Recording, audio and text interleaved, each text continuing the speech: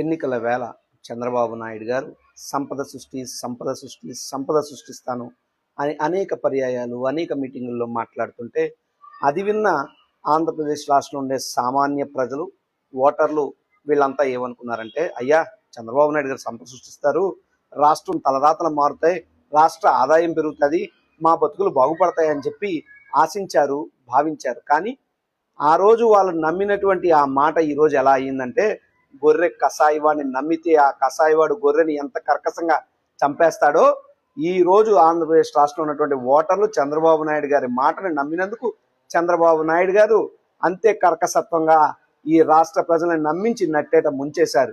ఎందుకంటే చంద్రబాబు నాయుడు గారు సంపద సృష్టిస్తానన్న మాట చెప్పారు, కానీ ఆ సంపద రాష్ట్రానిక, తన కుటుంబ వ్యాపారాలక, తన అనుయాయులకు ఇచ్చే రాయితీలక, తన అనుచరులకు ఇచ్చే ప్రభుత్వ భూములక, లేదు అనుకుంటే తన కుటుంబ ఆస్తుల్ని పెంపొందించుకోవడమే అసలైనటువంటి సంపద సృష్టి అన్నటువంటి విషయం ఎవరికి చెప్పలేదు. కానీ చంద్రబాబు నాయుడు గారి ఆలోచన సంపద సృష్టి అంటే తనకి సంపద సృష్టి తప్పితే రాష్ట్రానికి కాదు. ఎందుకు ఈ మాట చెప్తున్నా అంటే ఉదాహరణకి హెరిటేజ్ ఏదైతే చంద్రబాబు నాయుడు గారి కుటుంబ సంస్థ ఉందో ఆ సంస్థ చంద్రగిరి మండలం కాశీపేటలో సుమారు 209 కోట్లతో అప్గ్రేడేషన్ చేస్తే ఆ హెరిటేజ్ యూనిట్ కి మెగా ప్రాజెక్ట్ హోదాని ఆంధ్రప్రదేశ్ రాష్ట్ర ప్రభుత్వం కల్పించింది.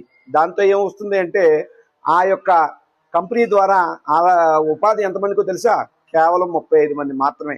కానీ వీళ్ళు ఇచ్చే రాయితీలు 5 ఏళ్ల పాటు 100% ఎస్జిఎస్టి రియంబర్స్మెంట్ అంటే ట్యాక్స్ మినహాయింపు ఇచ్చేశారు ఆయన కుటుంబ సంస్థ అయినటువంటి హెరిటేజ్. దానితో పాటు టెక్నాలజీ అప్గ్రేడేషన్ పేరుతో పెట్టే పెట్టుబడిలో 50% రాయితీని ఇచ్చారు. అంటే 200 కోట్లలో 50% అంటే సుమారు 100 కోట్ల రాయితీని హెరిటేజ్ సంస్థకి చంద్రబాబు నాయుడు గారు ఇవ్వడం జరిగింది. దీనితో పాటు కరెంటు, రాష్ట్రం మొత్తం కరెంటు రేట్లు పెంచేస్తారు, సామాన్యులు వెన్ను విరగొడతారు, కానీ తన కుటుంబ సంస్థ అయినటువంటి హెరిటేజ్కి మాత్రం కేవలం రూపాయికి మాత్రం యూనిట్ ఇచ్చే పరిస్థితులు.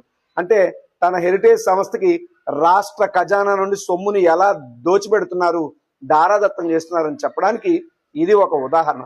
ఇక హెరిటేజ్ వెబ్సైట్ లోనే ఇందాపూర్ డైరీతో వారికి ఉన్నటువంటి రిలేషన్ ని, బిజినెస్ జర్నీని వారు చెప్పుకోవడం జరిగింది.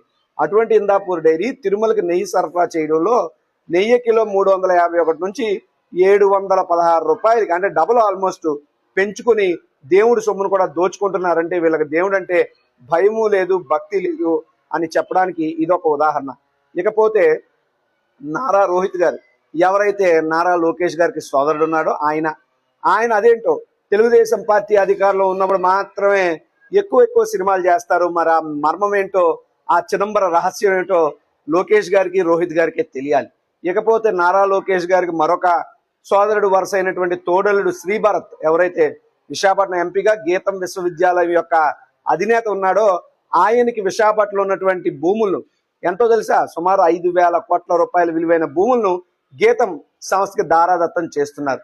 ఇక మరో పక్క పవన్ కళ్యాణ్ గారు ఖచ్చితంగా ఉప ముఖ్యమంత్రి హోదాలో ఉన్నప్పుడు ఆయన బాధ్యత ప్రజల మీద ఉండాలి, ఆయన దృష్టి ఎక్కువ పాలన మీద ఉండాలి. కానీ అదేంటో ఆయన దృష్టి అంతా కూడా సినిమాల మీదే ఎక్కువ కనబడుతుంది. ఎందుకు చెప్తున్నానంటే గత ప్రభుత్వ హయాంలో 5 ఏళ్లలో 3 సినిమాలు చేస్తే ఈ ప్రభుత్వ హయాంలో 2 ఏళ్లలో 3 సినిమాలు చేశారంటే ఆయన దృష్టి సినిమాల మీద ఎక్కువ పెట్టాడా, పాలన మీద ఎక్కువ పెట్టాడా అర్థమవుతుంది. రెండోది, పవన్ కళ్యాణ్ గారిని సినిమాలు చేయడం తప్పని నా ఉద్దేశం కాదు, కానీ ఆ సినిమాలు చేసే దానికి వెళుతూ వస్తూ దానికి ప్రభుత్వ సొమ్మును దుర్వినియోగం చేయడం మాత్రం ముమ్మాటికి తప్పే. రెండవది, మాట్లాడితే సినిమా రిలీజ్ అయినప్పుడల్లా కూడా టికెట్ రేట్లు పెంచుతూ ఆ యొక్క అభిమానులే ఇబ్బంది కలుగుతుంది, వారి సొమ్మునే ఎక్కువ తీసుకుంటున్నారు తప్పితే అభిమానులకో మరొకరికో ఆయన సినిమాల వల్ల మేలు కలగట్లేదు అని చెప్పడానికి ఇదొక ఉదాహరణ.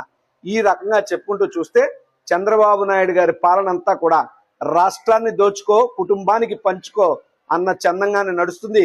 తన కుటుంబ సభ్యుల వ్యాపారాలకు దారాదత్తం ప్రభుత్వ సొమ్మును చేస్తున్నారు, తన యొక్క అనుయాయులకి ప్రభుత్వ భూములు పంచేస్తున్నారు, తన కుటుంబ వ్యాపారాలను తారాస్థాయికి తీసుకెళ్తూ నిజమైనటువంటి అసలైనటువంటి సంపద సృష్టి అంటే తన సంపద సృష్టి అని చెప్పి, తన కుటుంబ సంపద సృష్టి పెంచుకోవడం అని చెప్పి మరొకసారి చంద్రబాబు నాయుడు గారు నిరూపించారు.